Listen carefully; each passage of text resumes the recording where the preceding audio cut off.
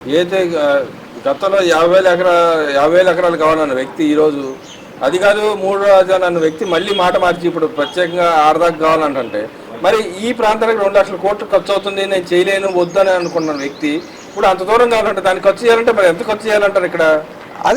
అదే చెప్పట్లా, ఆయనకేం తెలిసేస్తేగా 2 లక్షల కోట్లు ఎప్పుడు 2 లక్షల కోట్లు ఎందుకు పెడతా 2 లక్షల కోట్లు పెడితే రాష్ట్రం ఏమైందని చెప్పాను అంటున్నాడు. 2 లక్షల కోట్లు ఎక్కడ తెచ్చి పెడుతున్నారేడా?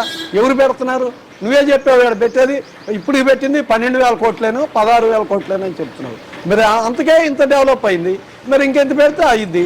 2 లక్షల కోట్లు వాల్యూ అయిందని చెప్పారు. దీని వాల్యూ 2 లక్షల కోట్లు అయింది, ఇది పూర్తయ్యేతలకి అని చెప్పారు. దీని ఖర్చు 2 లక్షల కోట్లు ఎక్కడి నుంచో తెచ్చి పెట్టరు. ఇక్కడ ఇచ్చిన భూమే ఉంది, ఈ భూమి మీదే దీని వాల్యూ పెరిగి ఇదే 2 లక్షల కోట్లు అయింది. ఓవరాల్గా ఇవాళ జరిగిన అంశాన్ని మీరు ఏ విధంగా చూస్తారండి? ఒక రాజధాని రైతుగా ఆంధ్రప్రదేశ్ ఒక వ్యక్తిగా ఎలా చూస్తారు? పార్లమెంట్లో మన రాష్ట్రానికి ఇప్పటికైనా కనీసం చట్టబద్ధంగా రాజధాని అనౌన్స్ చేయడాన్ని ఎలా చూడొచ్చు అంటారు? రాజధాని అనౌన్స్ చేయటం చాలా చట్టబద్ధత. దీన్ని పార్లమెంట్లో బిల్లు పాస్ చేయటం, రేపు రాజ్యసభ పంపించడం, ఈ బిల్లు పాస్ అయింది. ఇది అవటం ఎవరు కూడా మాట్లాడటానికి అవకాశం లేకుండా చేశారు.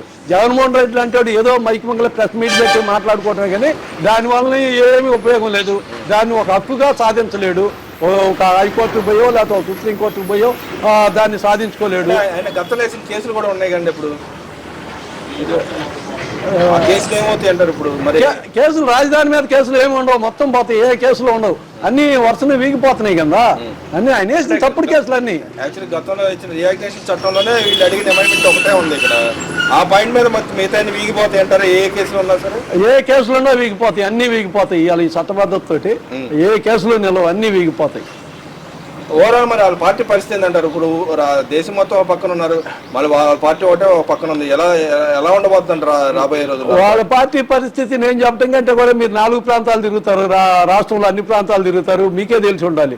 ఎందుకంటే ఇవాళ కూడా బుద్ధి లేకుండా ఇవాళ ఇప్పుడు ప్రతిపక్షం అధికార పార్టీ ఇప్పుడు అంతమంది ఎంపీలు దీనికి మద్దతు పలుకుతున్నారు అంటే దాన్ని వ్యతిరేకిస్తున్నారు వాళ్ళు. అంటే వాళ్ళకి కొంచెం బుద్ధి జ్ఞానం పూర్తిగా పోయింది, మైండ్ పోయి ఆ ముఖంలో చూడండి. జగన్మోహన్ రెడ్డి ప్రెస్ మీట్ పెట్టి ఆ ముఖం ఎట్టుందో చూడండి ఒకసారి. చంద్రబాబు నాయుడు ముఖం ఆరవిందం అన్నాడు. ఆయన 75 ఏళ్ళు ఆయన ముఖం ఆరవిందం ఏం చూస్తారు కానీ నీకు 50 ఏళ్ళు 55 ఏళ్ళు అన్నావు. ఒకసారి నీ ముఖం ఆరవిందం చూసుకోవాలా, ముఖం ప్రెస్ ఎట్లా ఉందో. నీ ముఖం చూసి ఎవడు ఒక్కడ రాలా. ఆయన ముఖ ఆరవిందాన్ని చూసే రాష్ట్రంలో ఇన్ని పరిశ్రమలు, అటు హైదరాబాద్ చూడు ఎంత డెవలప్ అయిందో. సైబరాబాద్ అని ఒక నగరాన్ని నిర్మించాడు మహానుభావుడు. మరి అది ఇవాళ తెలంగాణ మొత్తాన్ని పోషిస్తుంది సైబరాబాద్. మరి అట్లాంటి అమరావతి, అట్లాంటి దాన్ని అమరావతిని కడతాడంటే ప్రజలంతా నమ్మారు. కడతాడు కూడా ఆయన. ఇది సాధ్యం అయ్యింది. అంటే ఇక్కడ మరి 3 ప్రాంతాల మధ్య మళ్ళీ చుచ్చు పెట్టే అవకాశం ఏమాత్రం ఉందంటారు? ఇక ఆయన ఏ చుచ్చు పెట్టినా ఎవరు నమ్మరు. అది అయిపోయింది, ఒకసారి అయిపోయింది.